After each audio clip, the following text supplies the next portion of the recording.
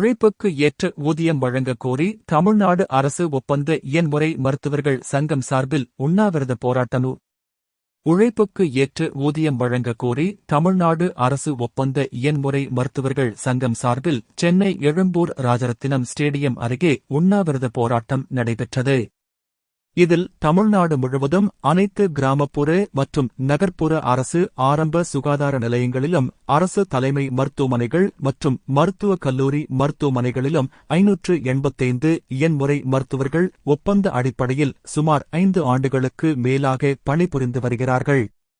மருத்துவமனைகளில் ஆரம்ப கால நோய் கண்டறிதல் மற்றும் பாதுகாப்பு திட்டம் தொடங்கப்பட்டு அதில் ரூபாய் 10,000 அடிப்படை ஊதியத்தில் ஒப்பந்த அடிப்படையில் இயன்முறை மருத்துவர்கள் பணியமர்த்தப்பட்டனர்.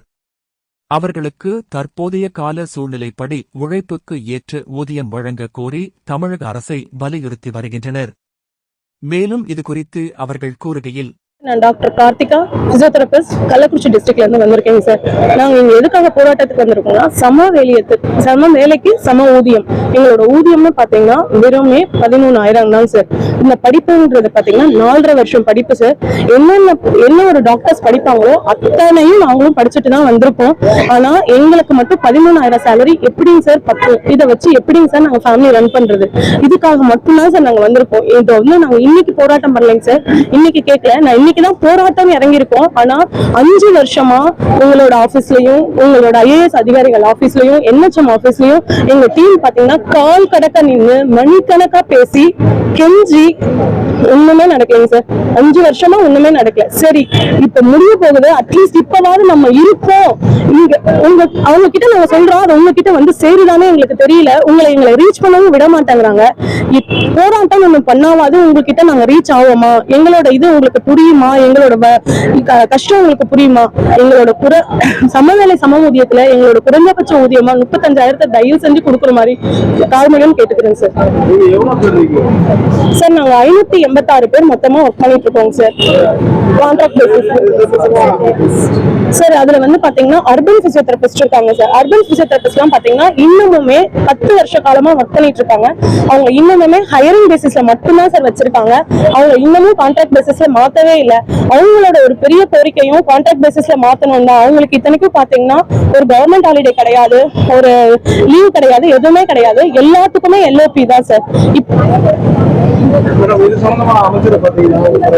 பார்த்தோம் சார், ஒரு வாட்டி 2 வாட்டி இல்லைங்க சார், நிறைய வாட்டி எங்க டீம் போயிருக்காங்க சார். எனக்கு நடந்த ஒரு சின்ன அனுபவத்தை சொல்றேங்க சார். கள்ளக்குறிச்சியில இருந்துங்க சார், எங்க டீம் ஒரு 3 வருஷம் இருக்கும் சார். 3 வருஷத்துக்கு முன்னாடி எங்க டீம் வந்து மினிஸ்டர் கிட்ட அப்பாயின்மெண்ட் வாங்குறதுக்காக அவர் எப்ப வாக்கிங் போவாரு, எந்த பார்க்குக்கு போவாருன்னு கேட்டு காலையில 3 மணிக்கே போய் அவருக்கு வெயிட் பண்ணி அவரோட அப்பாயின்மெண்ட்டை வாங்கி எங்களுக்கு போன் பண்றாங்க. அப்பாயின்மெண்ட் கிடைச்சிருச்சு, கொஞ்சம் கிளம்பி வாங்கப்பா, மினிஸ்டர் பார்த்தா கொஞ்சம் ஏதாவது கிடைக்கும் நமக்கு பார்க்கலாம் அப்படின்னு. சரின்னு சொல்லிட்டு ஓடி வரோம் சார். அங்க கள்ளக்குறிச்சியில இருந்து வண்டியை பிடிச்சி 4-5 பேர் லேடிஸா ஓடி வரோங்க சார்.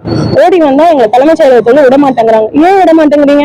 இப்பதான் HIs எல்லாம் ப்ராப்ளம் பண்ணாங்க. சோ ஹெல்த் டிபார்ட்மெண்ட்ல இருந்து யார் வந்தாலும் உள்ள விடக்கூடாதுன்னு சொல்லிட்டாங்க. அப்புறமா எங்க லோக்கல் MLA-க்கு நான் போன் பண்ணி, சார் இந்த மாதிரி நாங்க இவ்வளவு தூரம் வந்திருக்கோம், மினிஸ்டர் பார்க்க தான் வந்திருக்கோம், எங்களை உள்ள விட மாட்டேங்கிறாங்க சார், கொஞ்சம் பேசி உள்ள விடுங்கன்னு சொல்லி அப்புறம் அவரும் மினிஸ்டர் சாரோட PA-க்கு பேசி அப்புறம் உள்ள விட்டா அதுக்குள்ள எங்க டீம் 3 பேர் போனவங்க பாத்துட்டு வந்துட்டாங்க.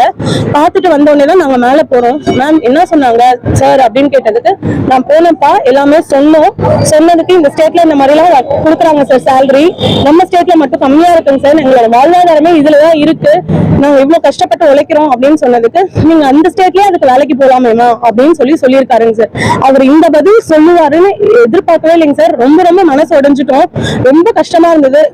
இதுக்காக நம்ம இவ்வளவு தூரம் ஓடி வந்தோம், இதுக்காக இவ்வளவு நம்ம கஷ்டப்படுறோம், இதுக்காக நம்ம டீம் மெம்பர்ஸ் பிசியோதெரபிஸ்ட் எல்லாம் குழந்தைங்க எல்லாத்தையும் விட்டுட்டு காலையில 3 மணிக்கு எழுந்து நின்று சார் உங்க அப்பாயின்மெண்ட் கிடைக்குமான்னு கெஞ்சி வந்து இந்த ஒரு பதில் சொல்றதுக்கா பார்ப்போம் அப்படின்னு கூட சொல்லல சார். நீங்க அந்த ஸ்டேட்ல போய் வேலை செய்யலாம், அந்த ஸ்டேட்ல வேலை செய்யறதுக்கு நான் ஏன் சார் உங்ககிட்ட வந்து கெஞ்சணும்?